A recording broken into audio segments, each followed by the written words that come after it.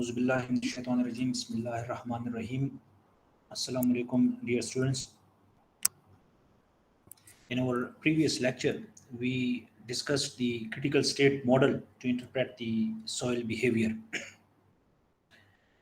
We studied that if you want to estimate the failure stresses, if you want to understand the relationship among the soil parameters, and if you want to estimate the drained or undrained condition, finding or estimating the peak shear stress, the prediction of the stress strain characteristics, or if you want to evaluate the possible soil stress states and failure for the geotechnical system. So we can use the concepts of the critical state soil mechanics, and using certain parameters and soil properties and the concepts which we learned in our undergrad and postgraduate courses, we can predict the stress strain and the volumetric strain behavior. And we can combine the concepts of the 1D consolidation and the shear strength behavior. And then we studied that the framework of the critical state soil mechanics ties or combines together the well-known concepts of one-dimensional consolidation and the shear stress. Let me draw here.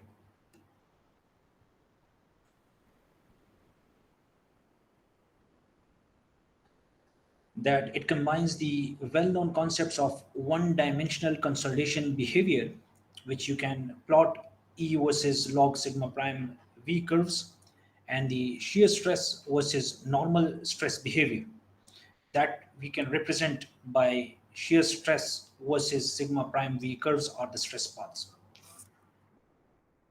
Now, we discussed that there are various models there. The critical state soil mechanics model is the basis which will provide the constitutive modeling, and that started in 1970s and 80s, and it developed in 1990s significantly.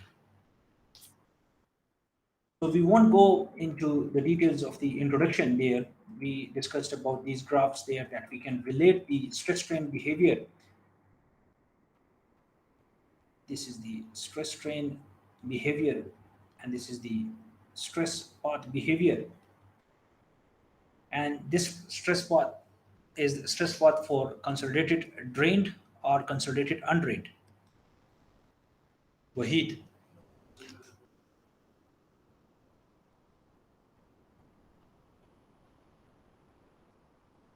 Is this stress path for the consolidated drained test or consolidated undrained test? This one.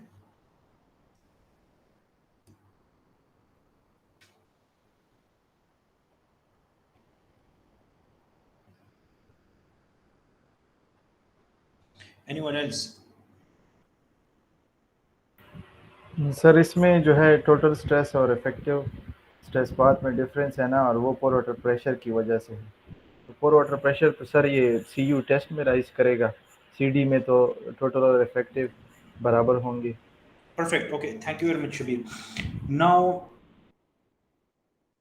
then we discussed that how we can get a failure line. So at that point, we were talking about the failure line, and that failure line we will later call that as a critical state line as well. It's a state at which the soil is being sheared at no change in the stress strain behavior.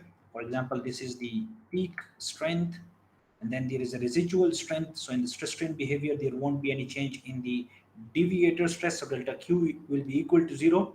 And if you want to plot the volumetric strain, so the volumetric strains are also equal to 0, and change in the mean effective stress, that's also equal to 0. So such a state will be known as the critical state of that soil, or the sheared soil which is sheared at this particular state, that is known as the critical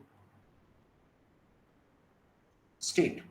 Now, if you want to plot different points with different confining pressures in a triaxial test, so you can link these or you can connect these points and you can get a failure line, and then you can call that as a critical state line, or you can obtain that as the ratio of the Q at failure or at a critical state, that is the deviator stress at the failure or critical state, and P prime F, the P prime of the effective stress at failure or at the critical states. For example, if we start from this P prime, and if we perform the undrained, consolidated undrained triaxial test, at this particular point, we will be having certain P prime F and Q prime F as well. Here we are having P prime, but Q is equal to 0 because there is no deviator stress. Okay, then we talked about the E versus sigma prime plots, and then we can also plot these void ratio versus the effective mean effective stress, mean stress. And if we perform the odometer test, so we can also plot, and if we perform the loading and unloading, or we can call that as load URL, unload reload curve, so we can also get the CC and CR, which is the compression index and recompression index. This is when we are dealing with the vertical stresses, for example, in an odometer test. But when we perform the E versus P prime, and when we are dealing with the mean effective stresses in triaxial test, then we can plot these in logarithmic scale, and the slope of this normal compression line, a normal consolidation line, will be lambda, and the slope of the unload reload line will be known as the kappa. The definition which we discussed previously here. Now, in critical state solid mechanics, we are combining the behavior of the stress strain, the volumetric strain, the void ratio, and we also discussed that how, depending upon the different drainage condition, drain loading and undrained loading, how the void ratio will change. So, for example, if we started from here, so if you are talking about the undrained loading, there won't be any change in the void ratio. It will remain constant, and it will reach to a critical state by changing the mean effective stress.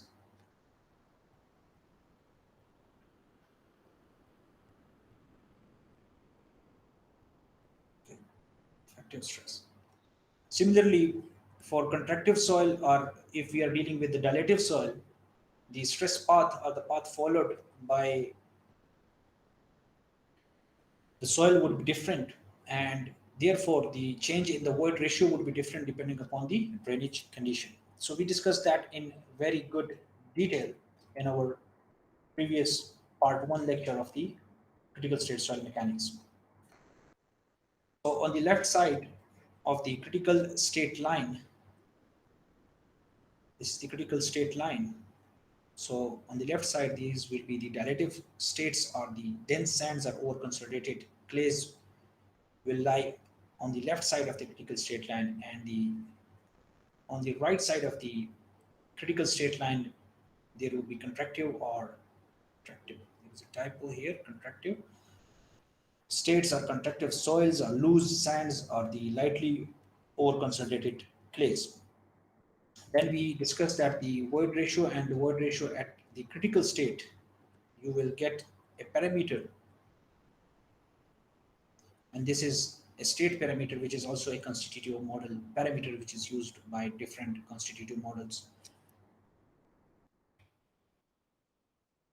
Then we discussed about the different equations which are used to locate the N0 or Vk. These were and how we can calculate the lambda and kappa, which we will discuss today as well.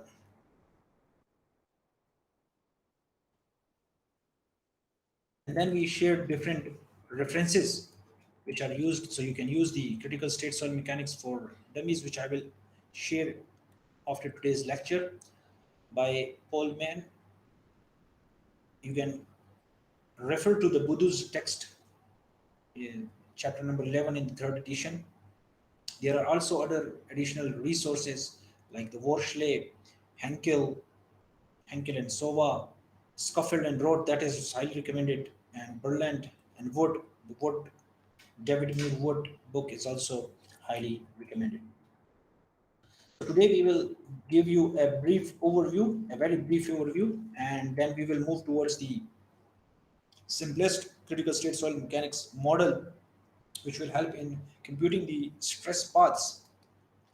And then at the end of this today's lecture, we are going to share the useful relationships which will be used in the field. So in our previous lecture, we touched on the basic concepts relating the one-dimensional consolidation behavior and the shear strength behavior during the shearing stages. In today's lecture, we will briefly touch on the part A, then we will go for the part 2, or part 1 we can call that, the simplest critical state soil mechanics model, and how we can estimate or we can compute the stress paths in different drained and undrained loading conditions. And at the end, useful relationships which are used in the field would be the focus of our today's lecture.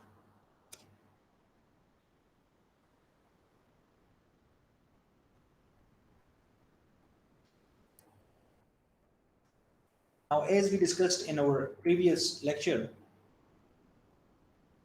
that what is the use of the critical state soil mechanics? So if you want to predict many of the complex soil mechanics behaviors, for example, for the normally consolidated clay and over consolidated clay shear and consolidation behaviors, so critical state soil mechanics can help us in predicting those behaviors for different types of soils, for example, loose sands and dense sands, or normally consolidated clays or over consolidated clays. If you want to predict or estimate or compute the different stress paths in drained and undrained conditions, so we can use the critical state soil mechanics concepts and we can predict the stress paths which are extremely important in the geotechnical engineering. We can also estimate or predict the positive or negative pore water pressure development during the shearing stage. Volumetric changes, which is related to the contraction or the dilation, and that we can confirm from the volumetric change behavior versus axial strain behavior.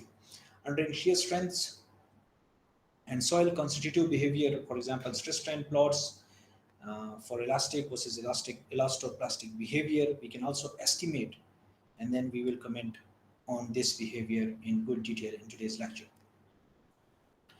Now, the basic requirements that will be needed in order to use the critical state soil mechanics constitutive model, you will need the critical state friction angle, compression index, recompression index E naught, which is the initial void ratio, sigma prime V, which is the effective vertical overburden pressure, OCR, which is the over consolidation ratio, sigma prime C, or you can say sigma prime P.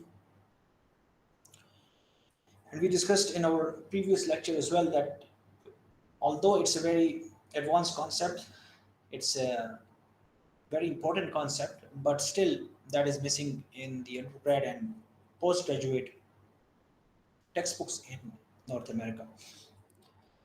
Now, in order to understand the core concepts of the critical state soil mechanics, so you can say that the critical state soil mechanics is based upon few premises, or we can call that in simple words that these are the assumptions.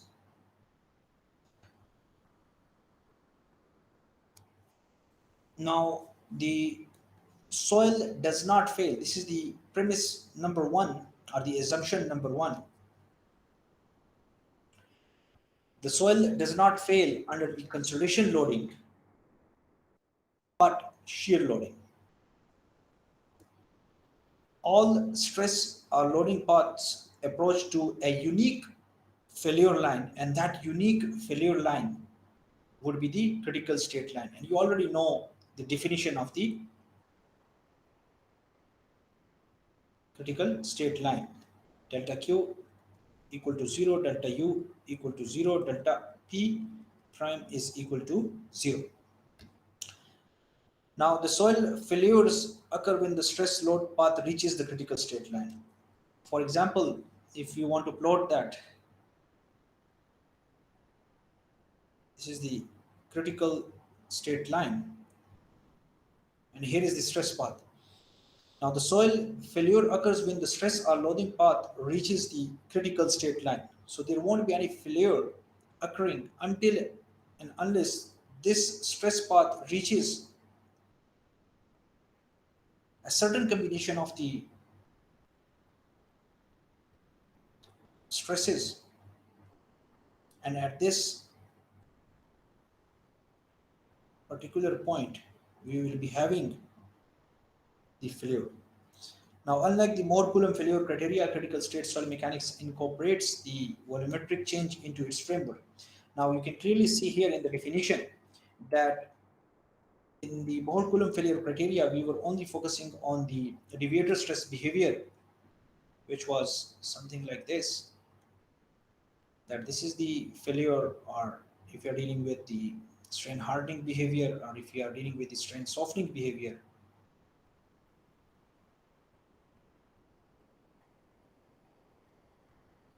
And we were not tying, or we were not combining the concepts of the volumetric changes which were occurring during the shearing stage. So this is the shearing stage, or stage 2 of the triaxial test.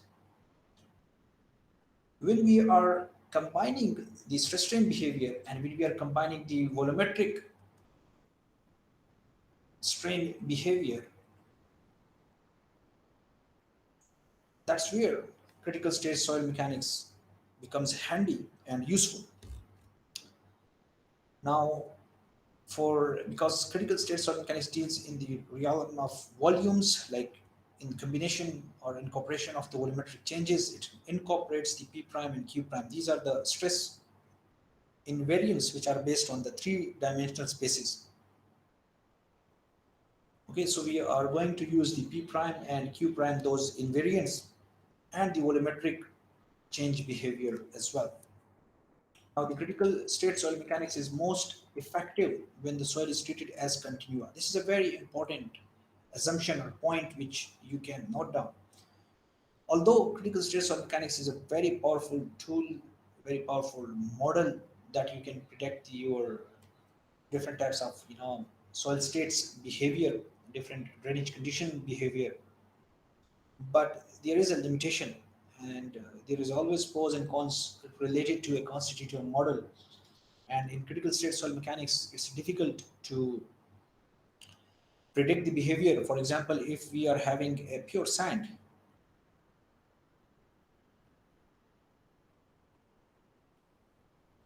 so critical state soil mechanics is good for a continuous material. We are having uniform, if you prepare the uniform sample there. But if we are having shear banding, for example, if there is more dense specimen particles are present here, and loose specimen part is the upper part, so it's difficult to predict such type of behavior. And the critical state soil mechanics is best suited if we are having a continuum or uniform soil specimen. Even if we are having a cemented specimen, so it's difficult. You need to incorporate several other constitutive parameters in order to predict such behavior. Okay. Now, what are those constitutive model parameters are the critical state soil mechanics parameters. It is dependent upon the critical state friction angle, and you can note down this equation if you are dealing with the axisymmetric compression, or you can say triaxial compression loading. And if you want to find out the slope of the critical state line, this is the Q and this is P prime.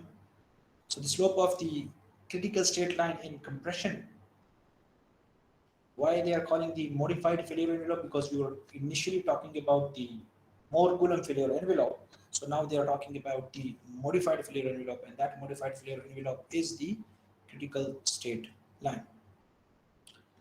Usually the slope of the critical state line is greater, I would say MC is greater than ME, and the reason is that soil is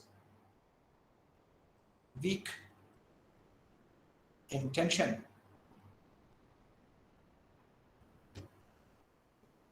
and strong in compression loading. So for example, if we are having a specimen here, if we are compressing, the friction angle value will be greater than, I would call that as compression, and write as compression. And if we extend the specimen, extend means that if the actuator is moving down, now in that case, and the top cap is fixed, so you can extend the specimen here and it will fail, and it will give you a friction angle value which would be in extension. So that friction angle value would be less than the friction angle value which is obtained in the compression loading. If you want to note down the values or the equations to find out the slope of the critical state line in compression or in extension loading condition, so that's also important. Now if you want to translate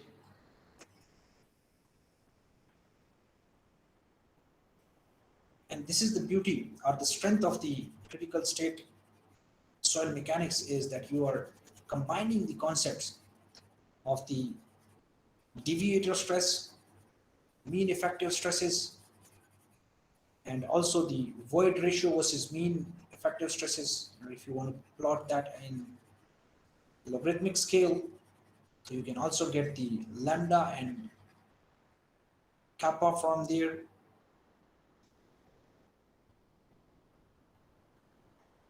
So in critical state soil mechanics, we will first start with this figure, or I would call that figure number 1, and then we will move towards figure number 2, where we are talking about the void ratio and the mean effective stresses.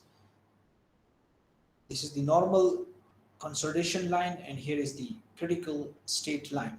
So the void ratio we will obtain from the odometer test can be plotted, or if we are performing URL unload reload test, so we can also plot the void ratio versus mean effective stress plots there.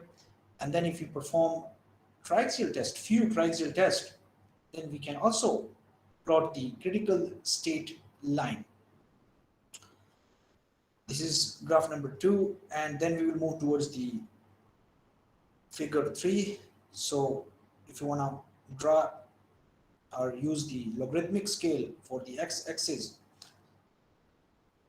so it would be a straight line here, and this is the load unload line, which you can call that unload preload line.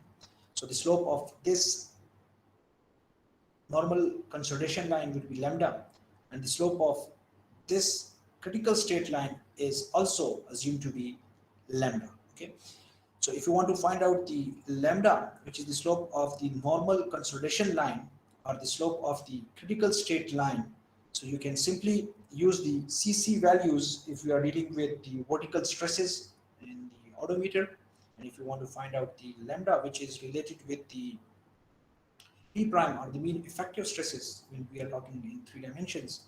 So we can use these equations. Please kindly note down these equations because it's very important. These one, and if you want to find out the kappa, which is the slope of the unload reload line, plotting the void ratio versus the natural log of the P prime. These two are also very much important.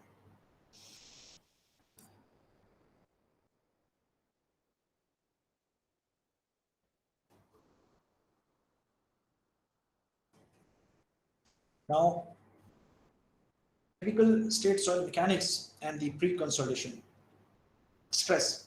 For example, if we perform vertical stresses, the odometer test, or even the shearing stage in the direct shear test, we are only dealing with the vertical stresses. Now, how we will convert those mean, or we can call that as pre-consolidation stress. So this pre-consolidation stress, which we were calling sigma prime C, so it's related with the vertical stresses only. But as you see in the critical state soil mechanics concept, it deals with the three-dimensional stresses and invariants, which are P prime and Q. Now, in order to convert those vertical stresses into three-dimensional pre-consolidation stress, you need to use certain equations to find out the initial effective overburden pressures, for example, the P naught prime and the P prime C. So don't confuse yourself. It's just the same stresses which we were dealing with when we were dealing in our undergrad, and that was the present effective overburden pressure, and this is the pre-consolidation pressure. But here we were only talking about the vertical stresses. Now, in order to convert these vertical stresses into the three dimensions, so you need to multiply with these parameters, which are dependent upon the critical state friction angle, effective critical state friction angles there, and the OCR.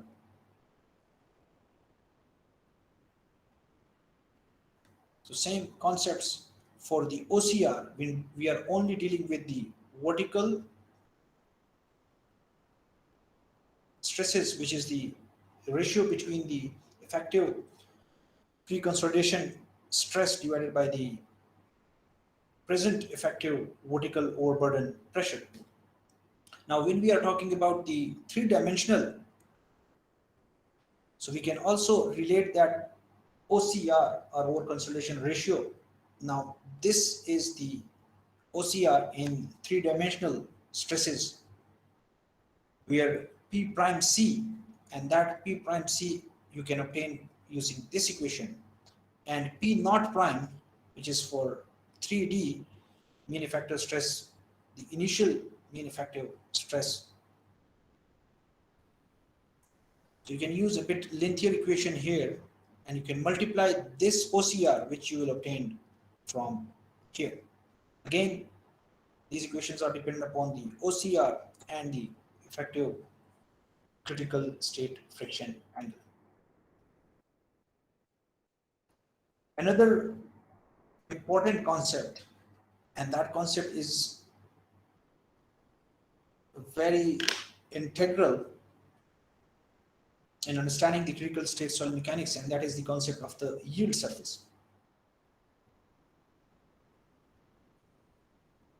What is yield surface? Yield surface basically when we plot the Q versus P prime, and we plot the different stress states or the points for example, point A, point B, and point C. And we assume this greenish elliptical surface, and the point is within that surface. These regions within this greenish yield surface will behave elastically. So the soil or the stress combination would behave as elastic region, or the soil will give us the elastic response. Now, when the stress path, for example, moves from A to B, at B, the soil will be starting to behave as elastoplastically, and then it will move to point C, and similarly it will reach a point, and that point at failure or at a critical state where the soil will behave perfectly plastically. Now if you want to draw the elliptical yield surface, so this is the equation for the elliptical yield surface, which is dependent upon the mean effective stresses and the pre-consolidation pressure. The size of the yield surface is dependent upon or controlled by the pre-consolidation stress. You also need to note down that the critical state line always passes through the top center of the ellipse. Here, for simplicity,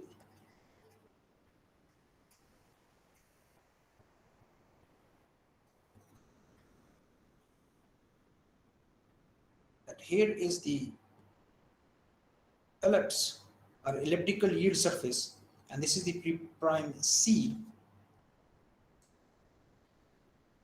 and the critical state line is passing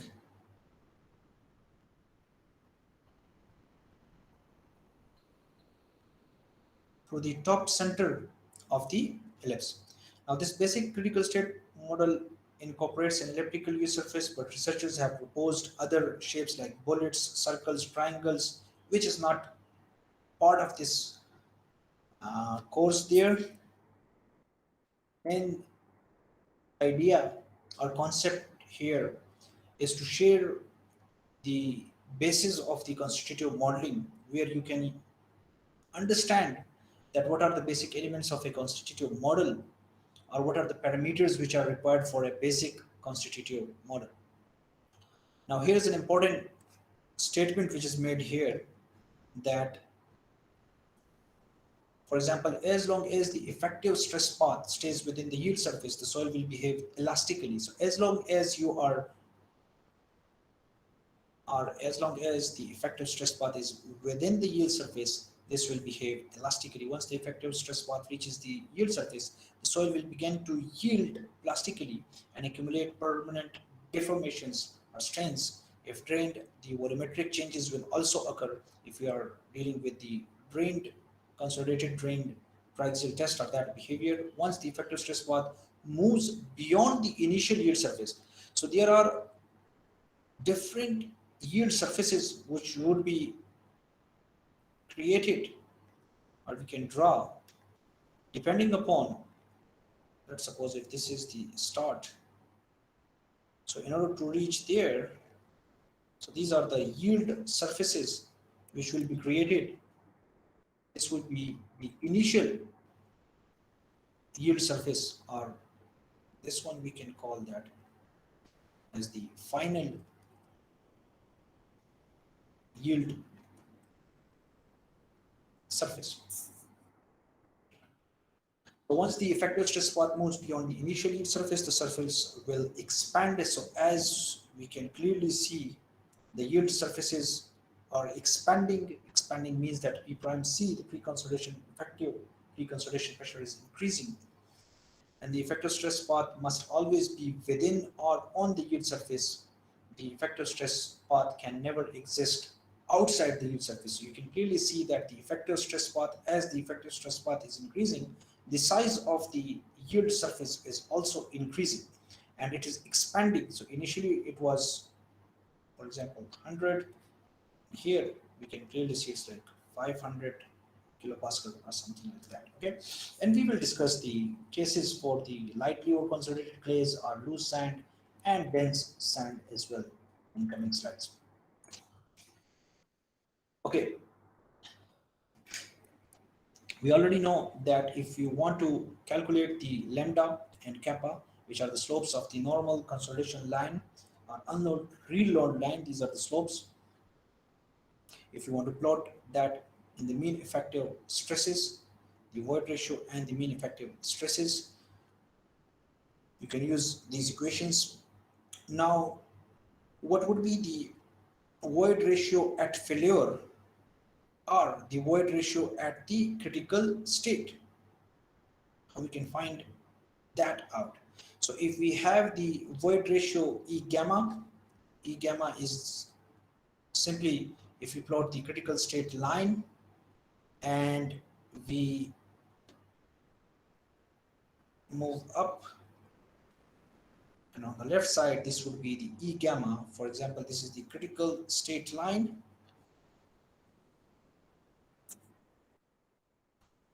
If you plot void ratio versus P prime in the natural log scale, and this one is the lambda, which is the loading curve, and this is the URL. So you can get the kappa from here, lambda and kappa.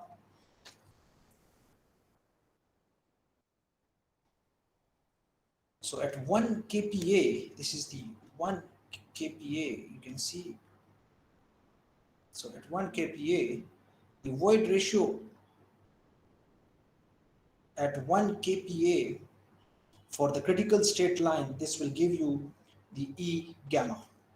And we already know the lambda, which is the slope for the normal consolidation line, and it is also same for the critical state line. P prime F, we know that, for example, if we are running a test here, this is the critical state line, so we will get the P prime F, and we can also get the Q F as well. So the P prime F, if we perform that test there, so the void ratio at critical state or the void ratio at failure can also be estimated or computed using the critical state soil mechanics concepts. And we can relate the P prime C or any point on the normal consolidation line. This is P prime naught, so you can call that, and P prime C divided by 2. So if you divide this pre-consolidation pressure 2, so it will give us something like this. Now you can also estimate the void ratio at any point having the initial void ratio, the information of the kappa, which is the URL slope, P naught prime, P prime C divided by 2. P prime C is the pre-consolidation pressure. This is the initial effective overburden pressure. On the URL, so you can use the kappa parameter, and if you want to find out the void ratio on the critical state line, so you can use the lambda parameter and this slightly modified equation. Now how to find out the E gamma? Now so you can find the E gamma using lambda kappa P prime C, again kappa P naught prime, and if you have the initial void ratio, so you can easily find out the E gamma. And once you have the E gamma, you can put it here, and this lambda you will get from the, even you can get from the one-dimensional consolidation curve, and you can simply divide by ln of 10, or you can say cc divided by 2.303, I guess.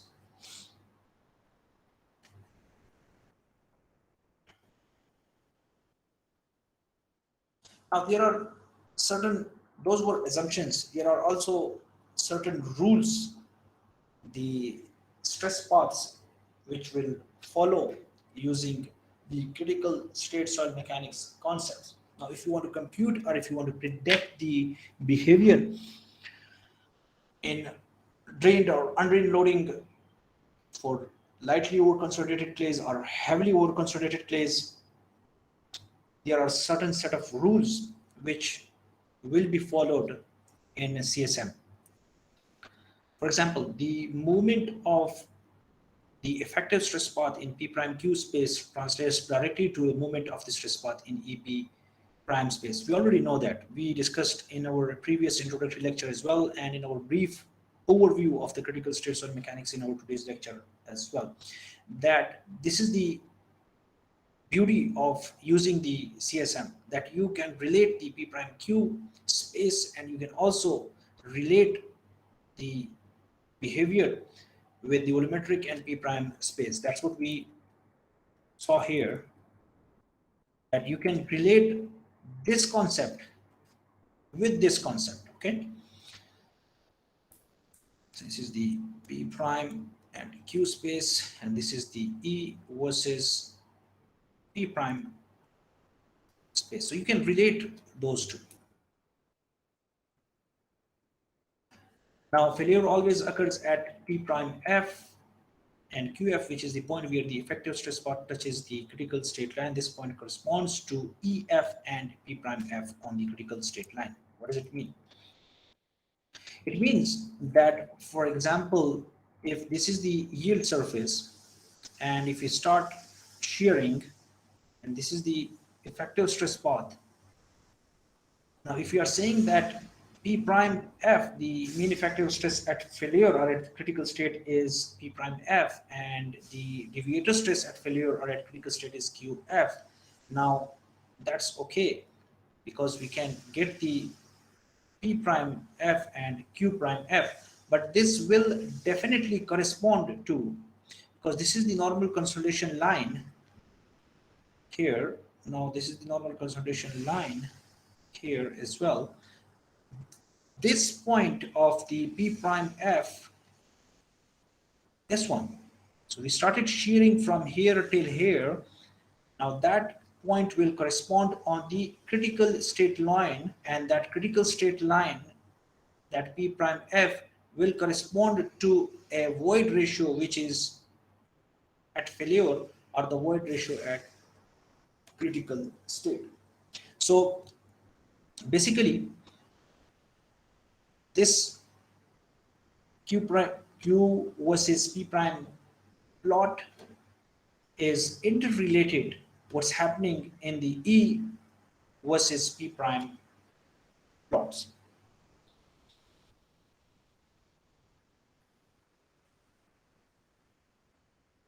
Under drained loading, the total stress path is equal to effective stress path. That we already know, no pore water pressure exists. Void ratio can change in E prime pre. So in drain loading, the void ratio will change and no pore water pressure will occur. So that rule is intact, as we know from the shear strength concepts. Under undrained loading, the effective stress path deviates from the total stress path in P prime Q space due to the pore water pressure generation. So we already know that, for example, if we are running the test here, and if it's the critical state line, so this is the total stress path, this is the effective stress path, and that any change which is occurring, that is the delta U. So the other, Excuse me, sir, I have a question. yes, please. Sir, when we were defining CSL, so we were saying that when delta Q is equal to 0, delta U is equal to 0, and delta P dash is equal to 0. So it is a critical state line. Yes. So is it correct that like if we are talking about undrained condition, that delta U will be there, but if the drain test, then delta U will be replaced by delta V? Yeah, you are Exactly 100% right. So excellent point. That what I missed there. Delta U would be equal to 0. Whenever we are talking about, let's suppose the pore water pressure response, that is delta U. So we are talking about CU test here, and this is the axial strain. So we need to look at the pore water pressure response as well if we are dealing with the, for example, loose sand or lightly over-consolidated clays. Now, for the case of the dense or heavily over-consolidated clay, so we need to monitor this behavior as well, because we need to shear the specimen at a certain position or at certain strain level that delta U is equal to 0. Excellent point. Okay, so in undrained loading, we will focus on the stress strain behavior and also the pore water pressure behavior as well, in order to relate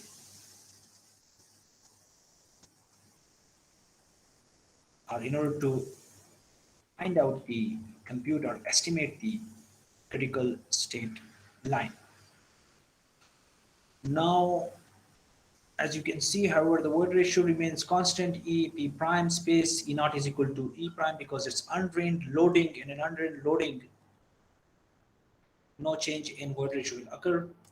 Any effective stress path inside of the yield surface correspond to the elastic behavior, that what we discussed. It also corresponds to movement along the URL in E P prime. We are talking about the yield surfaces and the elastic response.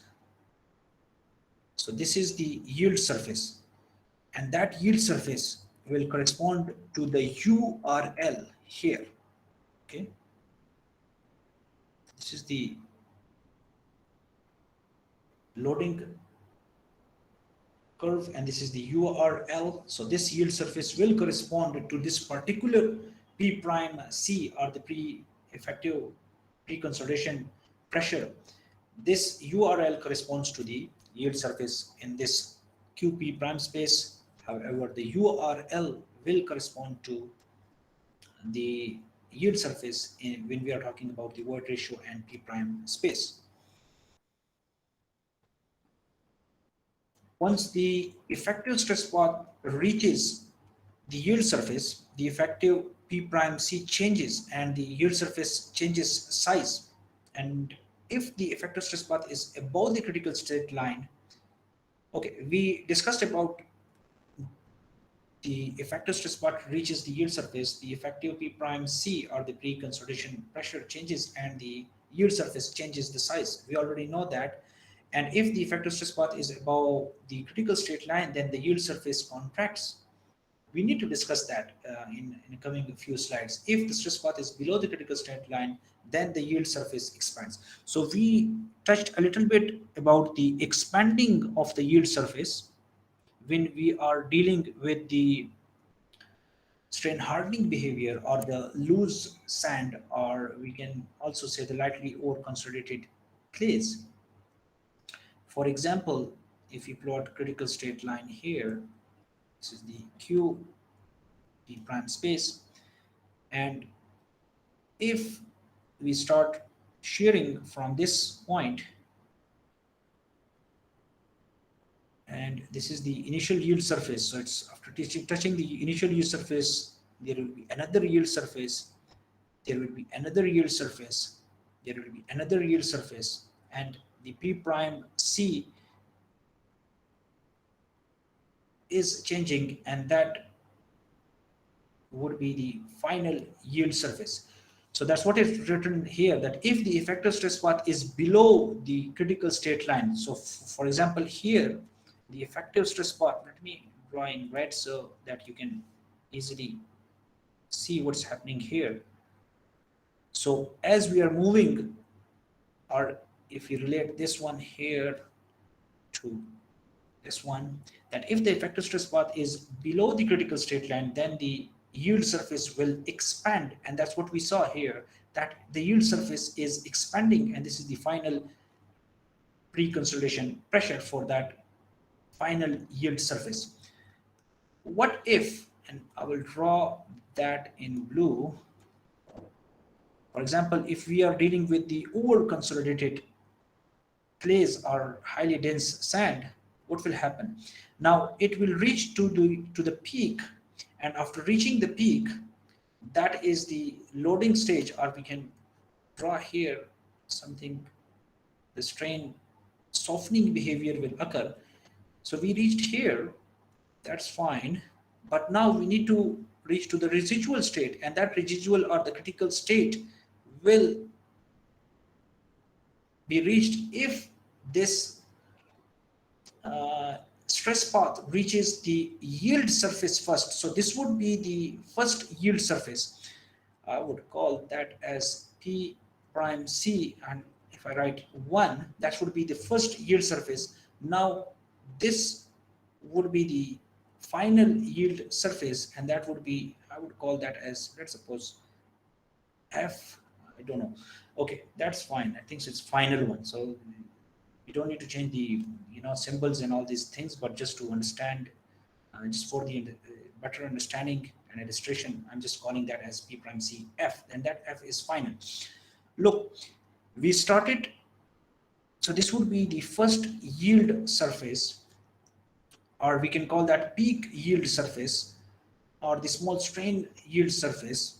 And we already know that if you want to find out the critical state, we need to shear the specimen for the large strain, and this is the large strain or the critical strain or the failure yield surface. So you can clearly see that the yield surfaces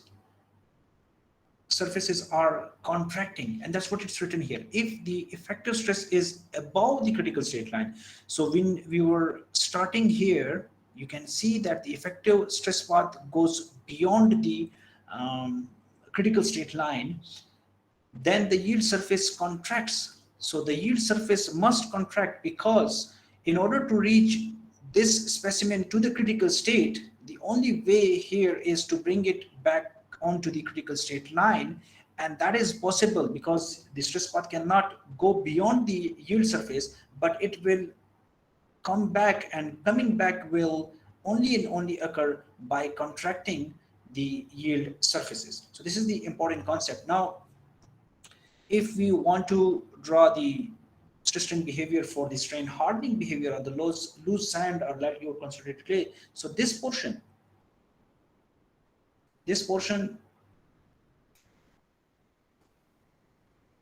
is for dilative soils, and this portion we can also relate with the dilative soils. Okay, so what's here? So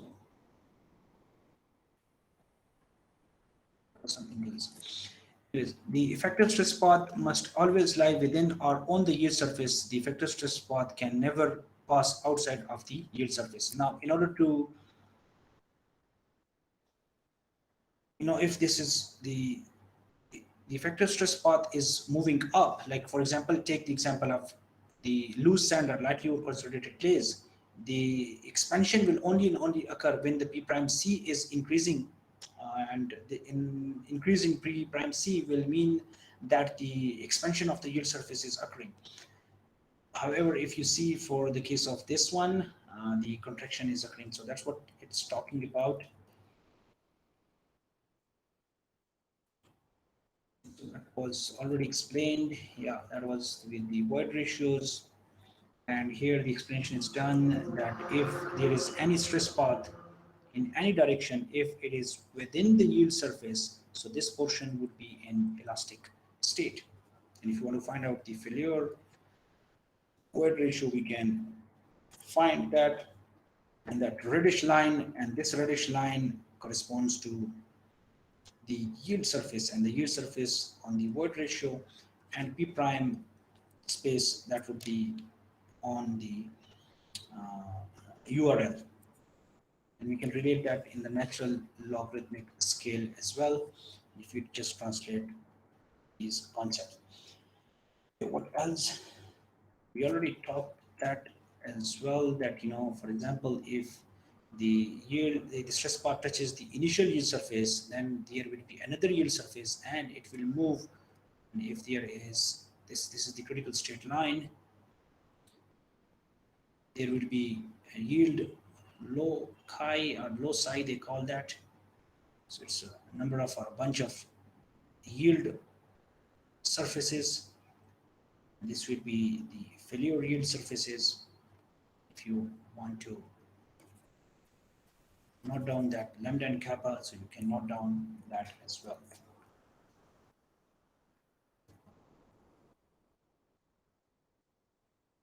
Same case for the dilative soils. Is explained that if the stress path moves up and reach to the initial yield surfaces, now that stress path, if it's coming back, there will be different numbers of yield surfaces here, and that will occur only and only. So if this is the initial stage, this is the P prime C, and this would be the final yield surface, and this is the critical straight line and critical state yield surface here, and that can only and only occur by contraction of the yield surface, which was the rule for the CSM. And you can translate these points onto the normal consolidation line URL, which is the yield surface, and the critical state line as well. For example, this point will correspond to the critical state line, and that's how you can find out the critical state void ratio from that point as well. Explanation is made here for the loose sand or lightly or consolidated clays. This one is made for the dense sand or highly over consolidated clays. And as I mentioned, this part is related with this part in the QP prime space. So this one is for the dilative soils. Sir, I have one question more. Yes, please. Sir, as per my understanding, sir, we can find the internal friction angle for the critical state with the help of shear test, direct shear test machine. Like if we just start the direct shear test, move the shear box forward and then backward, forward, backward, forward, backward. At a certain stage, after few cycles, we will have no volume change, no dilation in the soil, and we will have like no volume change. So the phi which we generally will get will be the critical state internal friction angle. So sir, can we do it with the help of a triaxial? Do we have a certain procedure like if we can find the internal friction angle of critical state with the help of a triaxial test, as we can do it with the direct shear test? Okay, excellent. Look, the thing is that you can do for the direct shear test using the direct shear test, but whether it's a drain condition or undrained condition. So mostly we do not have like what we do is like just place the sample in the water, saturate it, and then just shear it. If we shear it slowly, then generally we assume it like it is a drain condition. If we just Okay, uh, this is good. This is good. Okay, how about the consolidation condition? That when we are consolidating the specimen, is it isotropic or anisotropic? sir, in direct shear test, what we do is we apply the normal stress and just lift it, leave it for some time, like, and then after some time we assume that it is consolidated. As per my understanding, I think without this, I think it doesn't have like we do not have any pore water pressure measurement, so we just like we assume that it is consolidated, like put the load, normal load, and then after like some time by experience we say that it is consolidated. Okay, because good. That's perfectly fine. Look, the thing is, I need a little bit more discussion here. This is an excellent question. Look, first of all, we studied in very good detail that we know what are the advantages and disadvantages of the direct shear test, and what are the advantages and disadvantages of the triaxial test. So the question here is that we get the stress strain behavior and the volumetric behavior from the direct shear test, and we can estimate the critical state behavior from there. Now, my question here would be that, look, we can also do it in the triaxial test, and we studied that, and we this is the I would say the second part, and even the third part. The third part of this lecture would be relating the shear strengths of different types of tests. So yes, my short answer is definitely yes, we do that, because we are dealing in three-dimensional spaces. If you saw there, what I did was that I changed the vertical stress. The critical state soil mechanics concept is based upon the three-dimensional and the stress invariants like P prime and Q. So you must convert your vertical stresses. That's what we studied, I guess, here. yes, sir, I Okay, remember. okay, Sign good, sign good. was there. Internal friction angle CV or CS was there. So, Exactly. uh, Okay. So those equations you must use. You cannot use the critical state concepts. If you are dealing with vertical stresses only, but if you convert the vertical stresses into the three-dimensional space, then you can estimate the critical state, and the critical state behavior of that soil can definitely be estimated. So my answer is yes. And at the end of the today's lecture, and that is a separate part, that what are the useful relationships. Now, how we can relate the direct simple shear test results with the triaxial test, how we can relate our I would say the extension test results with the triaxial test. So there are different scenarios or the useful equations which are mentioned there as well. But again, the long answer, if we are just making it in a nutshell, yes, obviously, because the in order to reach to the critical state, you must be dealing with the three dimensional. If you are not dealing in the three dimension, there you are only calling it based upon the definition. Again, I would go for the pore water pressure response. And then if you are going for the undrained loading and the drained loading, can we control the drained loading? Can we control the undrained loading? How we are controlling sigma 1, sigma 2, and sigma 3? Because the P prime is dealing with the three stresses. So yes, 100% we can find out the critical state. Now the figure here, let me show you the very first figure where I asked a question here.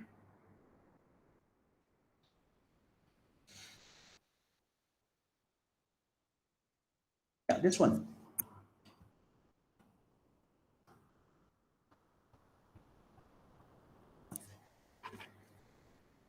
Can we perform this stress path, or can we plot the stress path behavior in direct shear test? uh, no, sir, because you need pore water pressure or change in pore water pressure, which Exactly. if we have some like like some mechanism for measuring pore water pressure, then only we can plot the total stress path and effective stress path. But mostly we do not have any provision for measuring of excess pore water pressure or change in pore water pressure in direct shear test. That's why. So what type of test was performed in order to estimate, or in order to locate the critical state line? Actually, sir, when I was talking about this, I have read somewhere that we can find the residual shear strength from direct shear test. I think it will be a drained test because we slowly apply load and just move the direct shear test and forward, and then backward, forward, backward. Like after 5 or 10 cycles, there is no change in the strength. Like then we say that there is no volume change, so it is the residual strength. Then we just plot. We have a initial for the first cycle we have peak strength, and after that when it just equalizes, so we have the, the residual strength. So at the residual strength, we can say that it is at critical state, which is the concept mostly used for the slope stability problems. Like if a slope has already, its peak strength is compromised, so they just use the residual strength for the slope design, or like for the slope studies or modeling. So Yes, I that's was fine. Yeah, that is perfectly fine. Oh, that look, we can find out a critical state or the residual state. Like we can say that the residual state in the sand is equal to the critical state. But if we are going by book, the definition is there, and if we are relating it to the critical state soil mechanics concepts and all these equations, you need to convert the vertical stresses into the three dimensions. Okay, and that's what I'm, I don't know, like I can't hold the going to the useful relationships, and that is the key. But if I understood your questions correctly, so you were saying that can we obtain the critical state line by using triaxial test? So my answer was yes, we do, because we are directly dealing in three dimensions. So if you are saying that we can reach to the critical state, if we can shear a specimen, for example, in the direct simple shear box, yes, we can convert the vertical stresses into the three dimensions and we can get the critical state soil mechanics parameters there. Or we can reach to the critical state line and we can estimate the critical state line there. A, using the direct simple shear test or using the direct shear test. A. B, we can definitely or absolutely reach to a critical state line. There are a few soils which are challenging. For example, the highly cemented sands where you get the stress strain behavior, reaching to the residual states there. But unfortunately, sometimes the volumetric strains are not leveling off, and that's where you get the problem. And that's where the critical state soil mechanics or the constitutive models are challenged. And that's where the additional parameters are used to modify the hardening rules, the flow rules. So the way the hardening occurs, the way the softening occurs. So that's where it gets challenging. Yes, again, the answer is absolutely yes. For the triaxial test, okay. we can Okay, sir. Thank you, definitely. sir. Okay, but you will be clarified in more, that question will be clarified when we are going for the third part, when I will say that this is the third part where we are focusing on the useful relationships. Uh, there you will see the actual beauty of this concept, that even you can perform a direct simple shear test, and then you can get a results, or the parameters, the shear strength parameters or different other parameters which can give you the idea about the type of soil and the plasticity indexes. And you can also uh, omit, or you can ignore performing the different types of tests. But yeah, we are going a little bit step by step. So let's see, that these are the excellent questions which are raising in your mind, but it will be clarified at the end of the this lecture, inshallah. Okay, sir. Okay, so those were the rules, and there are undrained loading. All effective stress plus moment within the yield surface is on a vertical line. Once the Okay, yeah, this is for the case of the undrained loading. So in undrained loading, if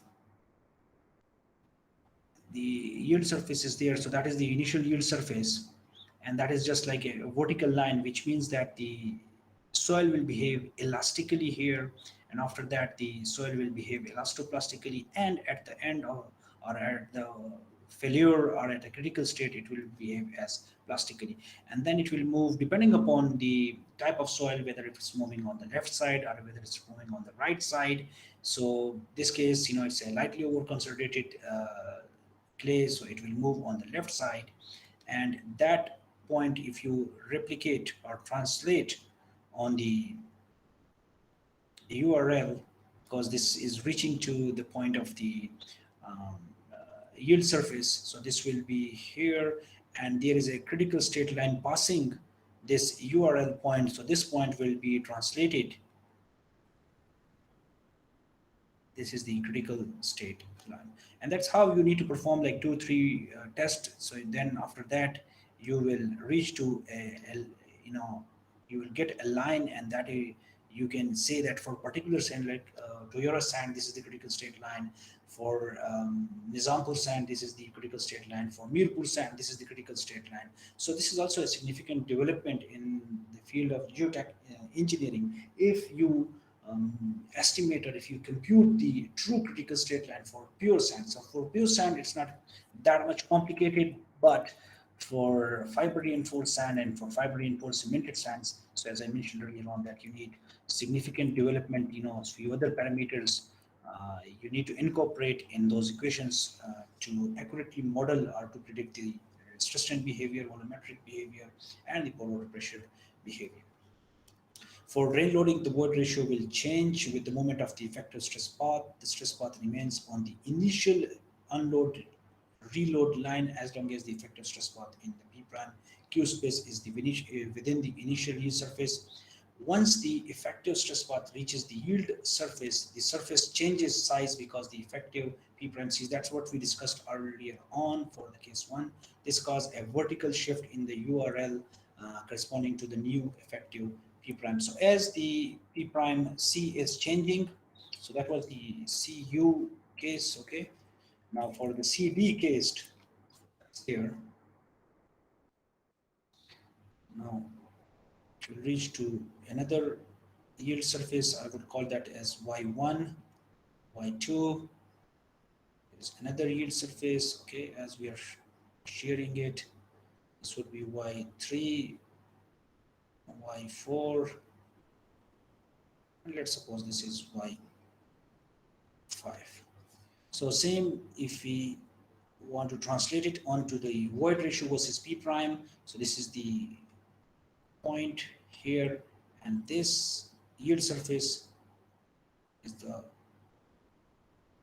translated as the URL on the void ratio versus P prime space. Then again here, this is the URL. Then again for the case of the P prime for the yield surface 3, and this is the URL. If we extend here, this is URL for the case of the Y4, and this is the Y5, let's suppose, which is the yield surface at critical state. So the void ratio will change. Will change means that it will be reduced depending upon this one is the loose sand behavior.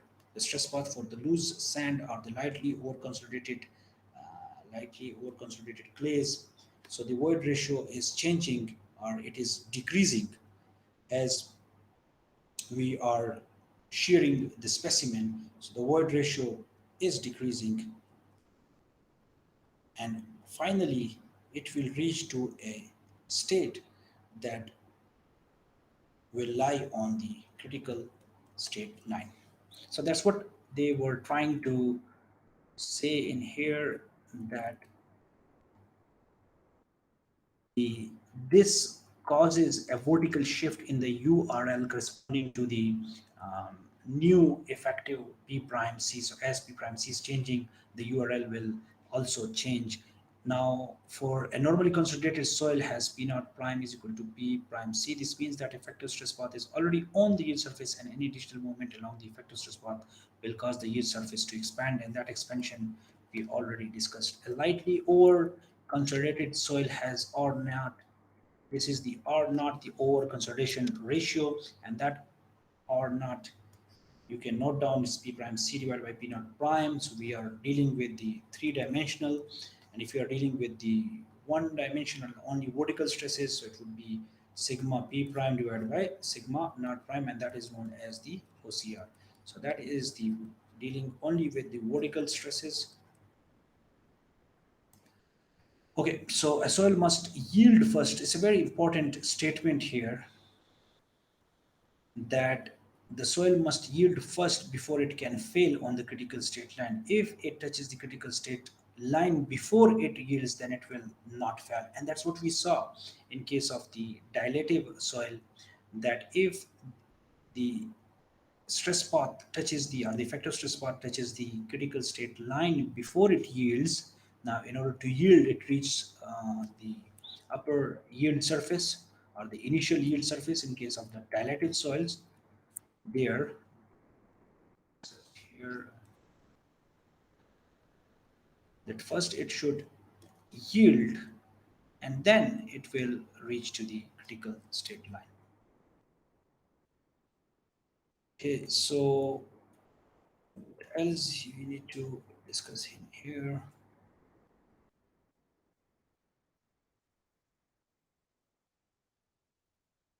Okay, steps to compute the effective stress path in P prime Q and E P prime space for a drain condition. Now, if we want to find out the effective stress path, if you want to compute the effective stress path, so there are certain sets of equations which you can use, and this is the yielding, or if you want to find out the peak,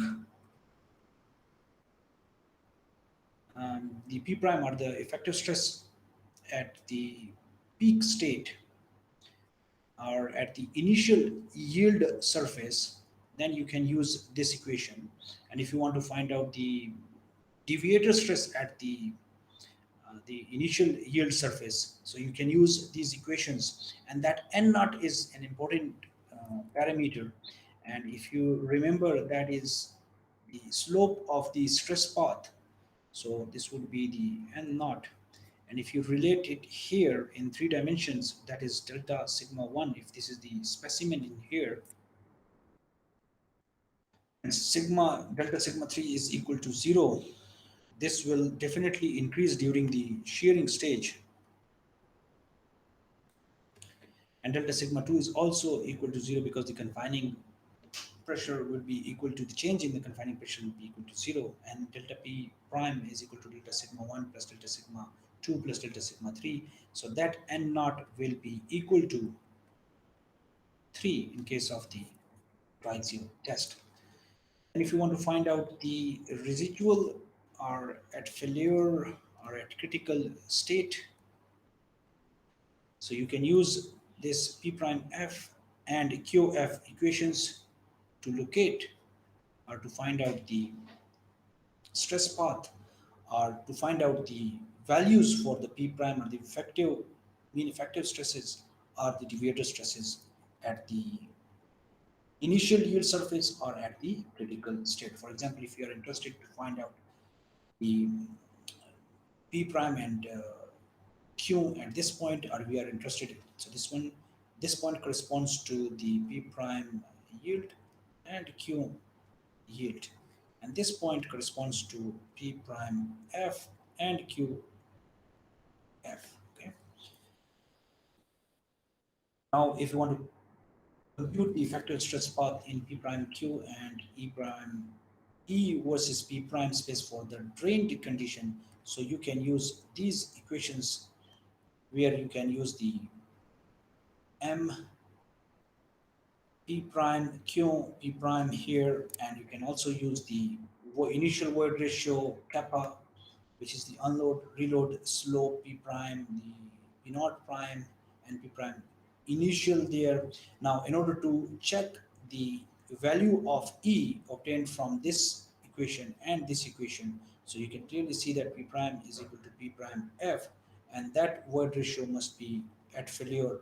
These two void ratio must be similar. Okay, so that was for the drained condition. Now for the undrained condition, as you already know, that if you want to draw the critical state line here, in case of the initial yield surface, so we already studied that for the initial yield surface, this stress path is vertical, so there won't be any change in the P prime yield. Okay, so this point would be P prime yield and Q, and obviously you can clearly see that P naught prime is equal to the P prime y here. At this point, P prime y is equal to P naught prime. And that means that we are dealing in the elastic region. So that's why these two values are same. But if you see here Qy, that is Qy. So Qy value is there and it is dependent upon the pre-consolidation pressure and the initial effective mean effective stress. So that is for the, I would say, peak or the initial yield surface, and this one is for the failure they call it. So let's call it or the critical state. Okay, now if you want to compute the critical state line, that's what the explanation has been made, that if we are having an undrained stress path, so first it will be, it will go vertically, so it will be having P naught prime and P prime y are at the initial yield surface, it will be same. And if you want to find out now the P prime f and qf, so you can use those equations which were mentioned in our previous slide. Similarly, if you want to compute the effective stress path in P prime Q and E prime space for undrained condition, so you can divide the horizontal distance between the initial mean effective stress, the P naught prime, and also the P prime Y, and the failure mean effective stress P prime F into a number of equal mean effective stress increments, and those increments you can use in this equation, and using the kappa, lambda, and kappa values, you can estimate the P prime C, the deviator stress beyond the yield surface, and even you can estimate the pore water pressure as well. Now, if we want to consider a CT triaxial test in lightly or consolidated clays, so the explanation is made here that there will be increase or the expansion of the yield surfaces, and then finally we will reach to a point there. And if we are translating the point O here and then D, so you can see the point O and D, so they are lying on the unload reload line there, and once it increases to another yield surface, it means that it should come to another unload reload line. So there is another unload reload line, and if we go to another yield surface, so there will be another unload reload line, and finally it will reach to a failure point or a critical state point. And that F point, if you look closely there, so you can clearly see that that point F will lie on the critical state line. Okay, you can also relate the Q P prime, and also you can translate that point here as well. But as we discussed the volumetric behavior and the stress strain behavior in greater detail in our undergrad, so we are not focusing on that. But still, the procedure is there to estimate or to calculate the stress strain behavior with different deviatory stresses as well. Okay, so consider a consolidated drained triaxial test in lightly or consolidated clay. So for the case of lightly or consolidated clay, that expansion is shown in here, that what we explained previously, that it's going and going, and at the failure state, this point, there will be a point which will lie onto the normal consolidation line, and this will correspond to the URL here, and that point F will correspond to a point which is on the critical state line. Please remember that critical state soil mechanics is applicable, or more accurate predictions or computations can be made if the or not, which is the, I would say, over consolidation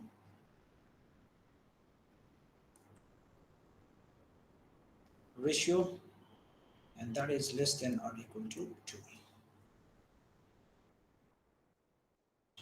Now considering the over-consolidated or heavily over-consolidated clays, now you can see that the point O will start from here and then it will move here, and now as the compression is occurring and then there is dilation, so the void ratio will increase to this point, for example point D and then point F. Okay, so for point D, here is the critical state line. You can see that this is the O, point D, and then F, and that F corresponds to the point on the QP prime space here, and in the QP prime space here, and the void ratio versus P prime space here. This one is the normal consolidation line. Here is the critical state line. And you can also translate these points here. For example, the point D is here. That is the peak. Or you can call it as initial yield surface. Okay, and this will correspond to the point F here, point F here, and the point F here, where you can get the EF, which is E critical state. So that's how you can relate the stress strain behavior, the stress path behavior, and the void ratio versus the mean effective stress behavior, and also the volumetric strain, or I could say volumetric strain versus axial strain behavior. And that's the beauty or the strength of the critical state soil mechanics model. Similarly, if you want to do it for the consolidated drain triaxial test in heavily over consolidated clays, so you can see the changes which are occurring in the yield surfaces. So initially we were having on the this yield surface. This was the yield surface and the point C here, but now we are on this yield surface.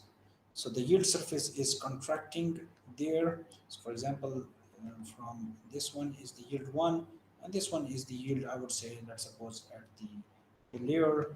So this is the yield at failure, and that point is translated onto this yield surface, which is the unload reload line. So this is the yield surface. Okay, now for the CU triaxial test in lightly over consolidated clays,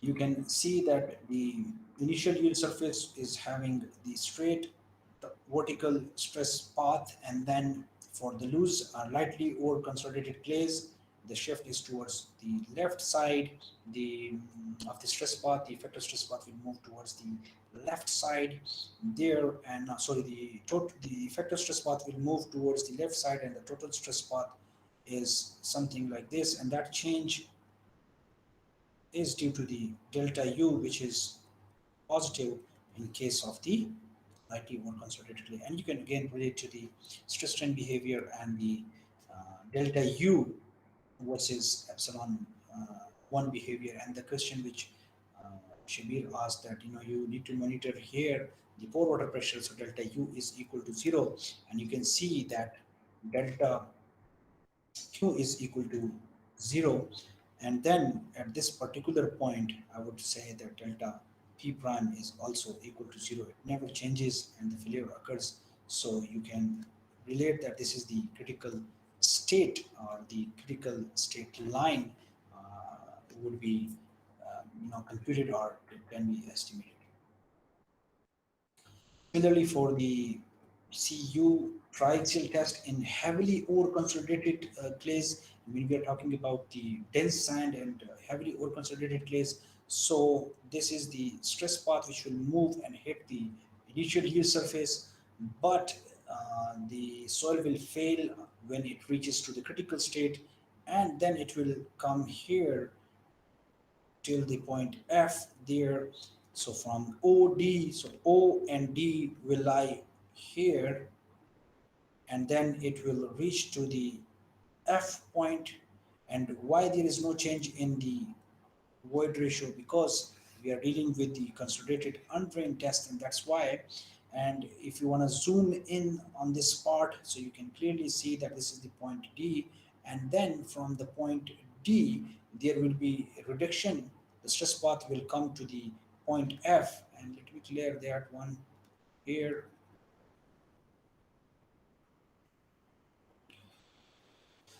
So that delta UF would be -1, and that negative is possible because we are dealing with the heavily over consolidated clays. So that's how you can relate when or not is that behavior can be seen when or not or the OCR is greater than 2. But or not we are dealing in 3 dimensionals, and for OCR we were dealing with vertical stresses. Okay, so that's what is explained in here, that for the dilative soil you will see that negative pore water pressure, and that negative pore water pressure can also be seen in here. This is the positive pore water pressure, and this is the negative pore water pressure. And that's how you can also relate this graph to this graph, and this graph to this graph, and this graph to this graph as well. So all these spaces are interrelated. Now, strains, they are not included in this course there, but uh, you can find that in the Budu's textbook there. So it's there, and there are a few examples which are shown in 8.9.1 section as well. If you want to compute strains for undrained loading, you can use these tips which are present in the third edition from pages 400 till 401. And there are examples 11.18 third edition, but you can read that by yourself. Okay, now relationships. Lots of geotechnical engineers, they question about the critical state soil mechanics, that what is the practical use of the critical state soil mechanics. If there is no practical use of the critical state soil mechanics, now here it is explained that there are amazing relationships which you can use based upon the concepts of the CSM, and these relationships are taken from the Budu's book.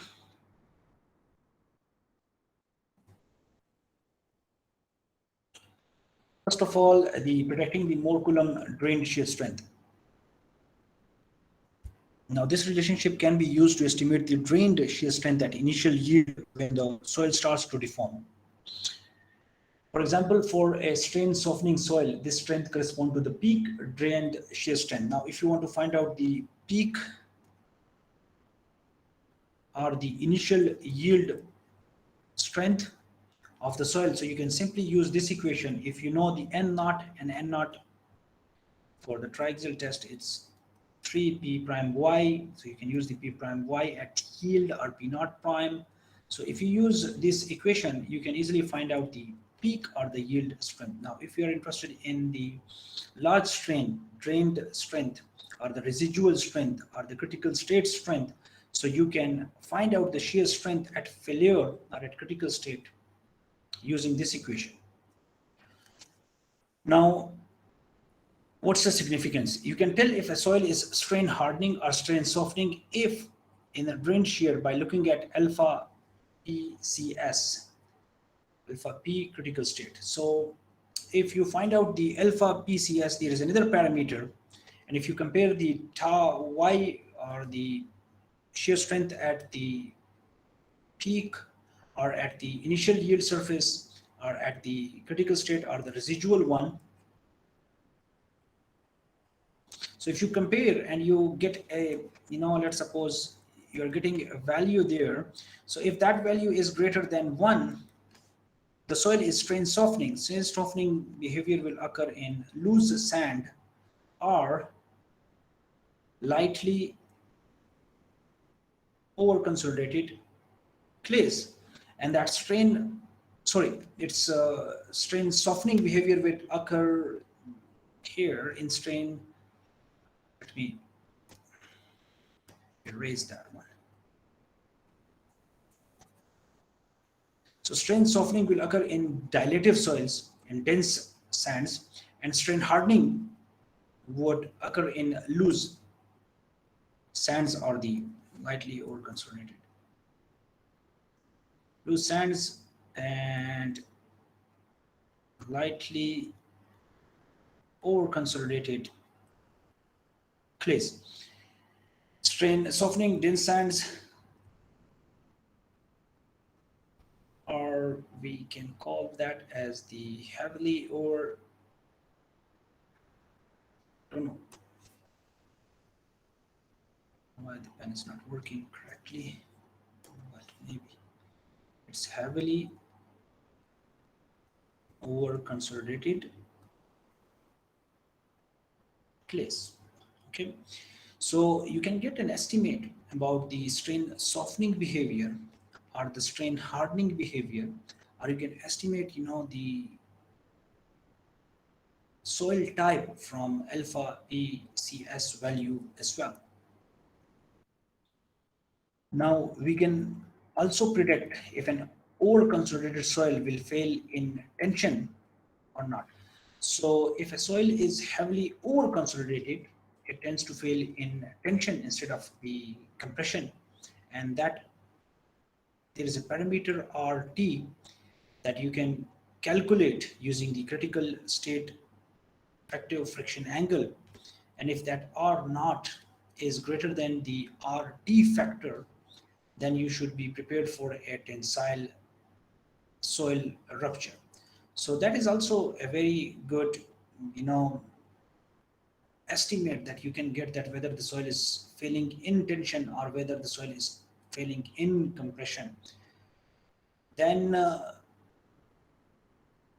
the undrained shear strength and relationship with the mean effective stress. So you can also estimate the undrained shear strength in tension. So that small t is there, that small t, that is related with the tensile soil rupture. Okay, undrained shear strength ratio for isotropic consolidation test. Now that's also known as the C by P prime ratio that you would obtain from a series of isotropically consolidated undrained triaxial tests. So when we want to find out the undrained shear strength at failure for the case of isotropically consolidated undrained triaxial compression test. So you can use this relationship if you get the effective critical state friction angle, and if you find out the lambda and kappa and R naught values are there, so you can estimate the undrained shear strength as well if you use this equation. So again, using the equation of C, the C by P prime ratio that you would get from a series of anisotropically. Okay, so if you are anisotropically consolidating and the condition is undrained, triaxial compression test can be estimated. So if you want to, this is the isotropically consolidated undrained shear strength at failure. Now you can also estimate the anisotropic, which means the cannot condition is there. The SUF can also be estimated using this equation in anisotropic condition. Now, undrained shear strength ratio for the isotropic consolidation, we can estimate the ratio of the anisotropic. You can compare the anisotropic undrained shear strength and the isotropic undrained shear strength. The equation is a bit lengthier here, so you can see the parameters are almost the same. The phi prime critical state, that's the effective critical state friction angle, kappa and lambda. Lambda is the slope of the normal consolidation line, kappa is the slope of the unloading reloading line. There, with this parameter you can predict the undrained shear strength you would have gotten from an anisotropic CU test. It's a very expensive test, it's a very complex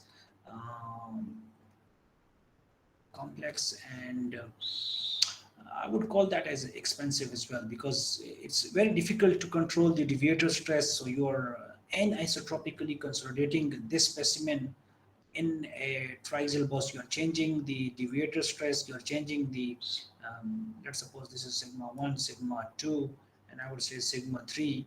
So it's very challenging and it's very complicated as well. So you can estimate the anisotropic shear strength of the soil using this critical state soil mechanics concept. Okay, now undrained shear strength ratio for the direct simple shear. Let's suppose if you want to find out the undrained shear strength for the direct simple shear, and the OCR is here. That's the definition, lambda and kappa, and the prime critical state. So you can use the undrained shear strength at the critical state, which you will get from the direct simple shear. So Excuse let's me, sir. yes, yes, please. Just one simple question. Sir, do we have a direct sample shear test in Pakistan somewhere? Do you have the equipment here, as per your knowledge? I don't think so. I think so. As per my knowledge, I don't think so that that's there because it's very expensive. The direct simple shear apparatus, it's expensive one, but we can work on it if we are basically if you buy the stack of rings there. The only thing is that you need to change the shear box.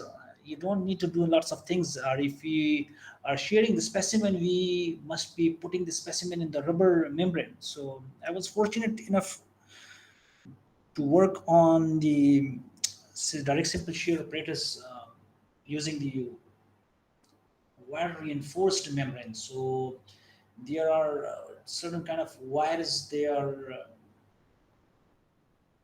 placed in that latex membrane which you saw for the triaxial test. So they just place the copper wires there. So in that case, you are not shearing the specimen at a particular failure plane, but you are shearing the specimen at different level of the height of the specimen. So no, I don't think so that it's there because I met with one of our colleagues, from UT Texla last time, and we were talking about all these apparatuses. So no, unfortunately not. But if we have the stacked rings and if you place the stacked rings in that shear box and we prepare the specimen, I think so we can shear the specimen because the only thing we need there would be those stacked rings. But in those stacked rings there is fractional issues, so that material should be uh, aluminum. I think so it's aluminum, but very white, light weight aluminum stacked rings in there. You will find lots of literature. They were commenting on the results and the fractional issues which were find out in the stacked rings method. But there are different methods even in the direct simple shear apparatus. Yeah, it's some Okay, sir. students. Thank you. Yeah, we need to work on that as well, maybe. Okay, so that is the direct simple shear strength at failure. If you find out the critical state, friction angle, lambda and kappa there, so you can estimate what is S. That parameter can be calculated using this equation. And if you have the critical state friction angle, you can simply multiply with zero point 0.5 sine. You can get this parameter, and after getting the OCR, that M parameter is here, which you can find out easily from the compression index or recompression index and lambda and kappa, whatever is available um, with you at that time.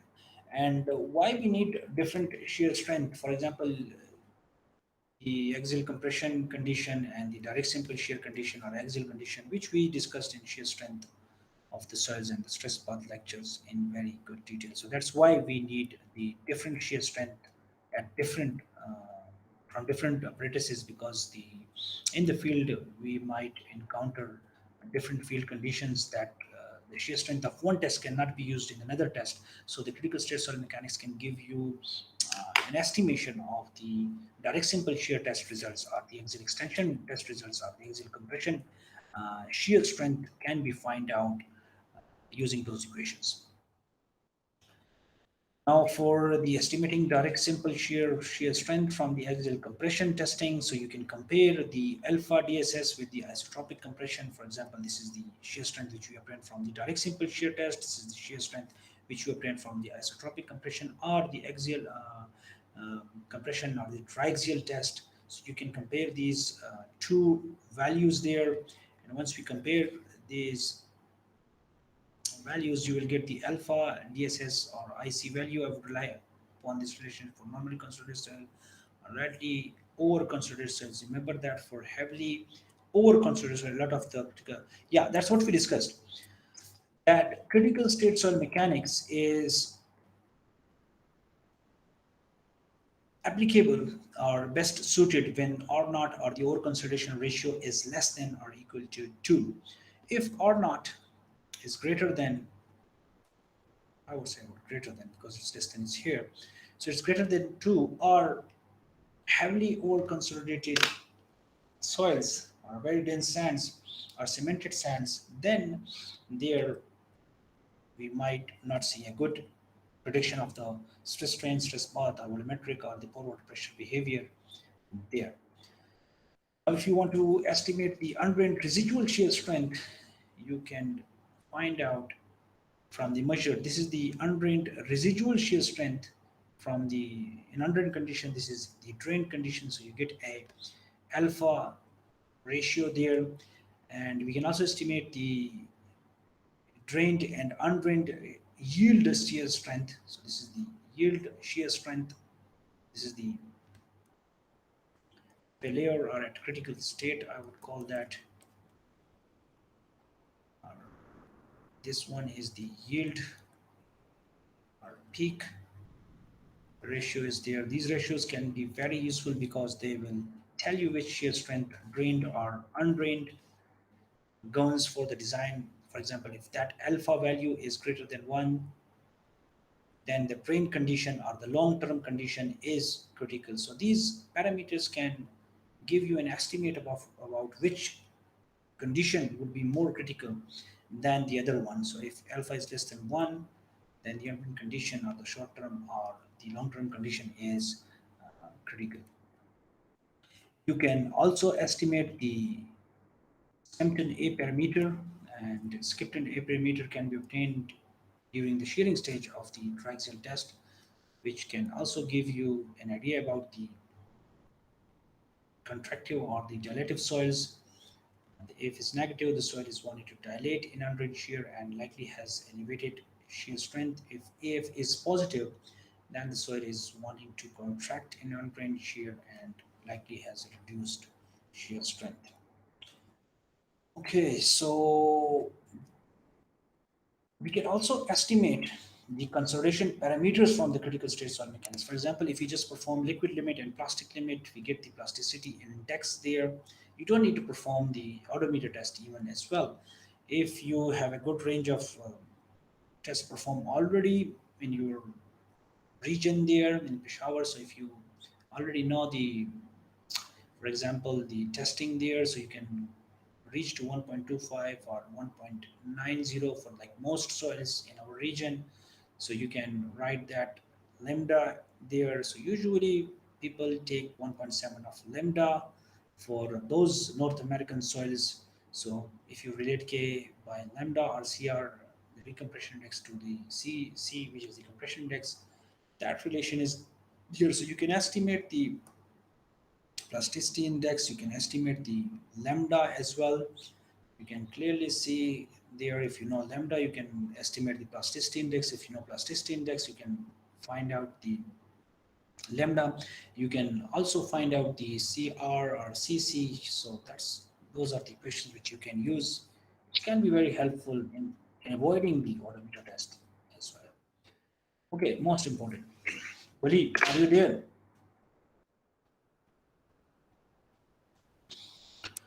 Wali.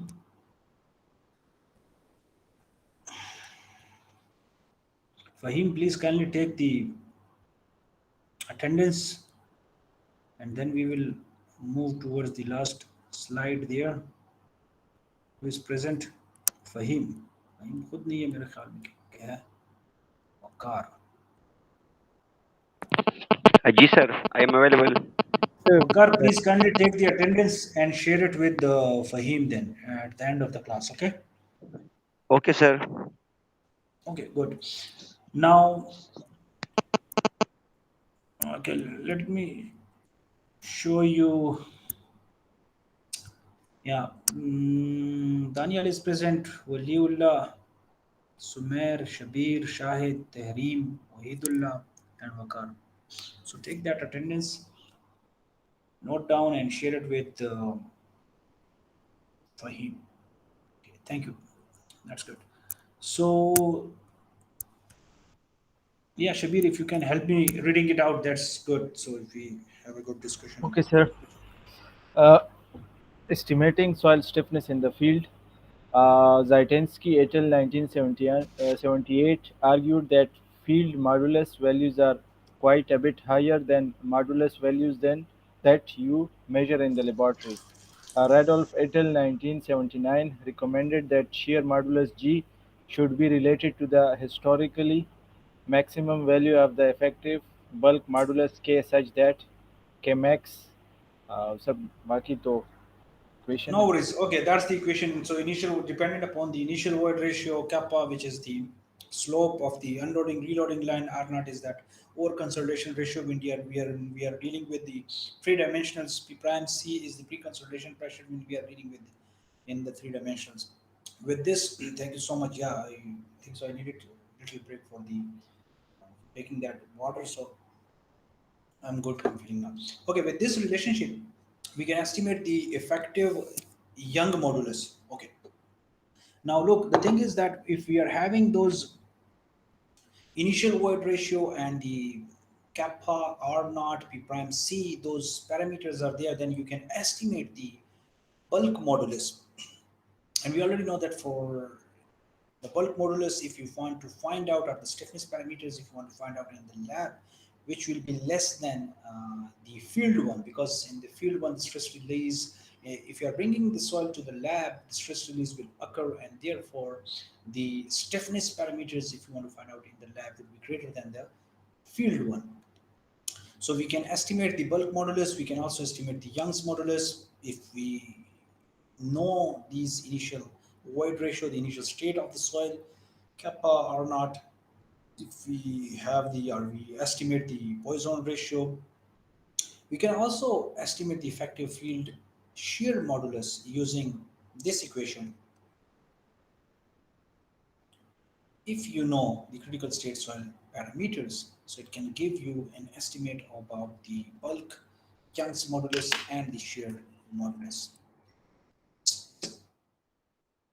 It's a pretty powerful tool, and there is lots of modifications have been also. If you want to, find out the in more detail about the pre-consolidation ratio or not, so you additional recommended reading is also given at the end of this lecture. So you can please kindly read out that what is compression index, lambda, unloading, reloading index, or recompression index, kappa, critical state line is there. The equations which are mentioned in the slides there, it's mentioned here in good detail, R naught, P prime C, P naught prime. So these are taken from standard textbook from Voodoo. So lots of maybe not lots of but few simple problems are also given, which can help you in quiz in solving quiz and assignments, or maybe in the exam in the final term as well. Failure surface, so yielding, that that's what we discussed in elastic loading, initial yielding, what is elastoplastic conditions, and then plastic conditions. So about the yield surfaces, so you can read a little bit about that here as well. And we also discussed about the effective stress path and elastic and plastic yielding there. So R not less than or equal to 1. So a little bit about the explanation is also provided if someone is confused there, or if someone thinks that we went a little bit quicker. So detailed explanation about each and every total stress path and the change in the pore water pressure at failure at the yield is also given. So, yes. Okay, thank you so much for listening very patiently and for your participation. We will now move towards the question and answer session in greater detail. Thank you.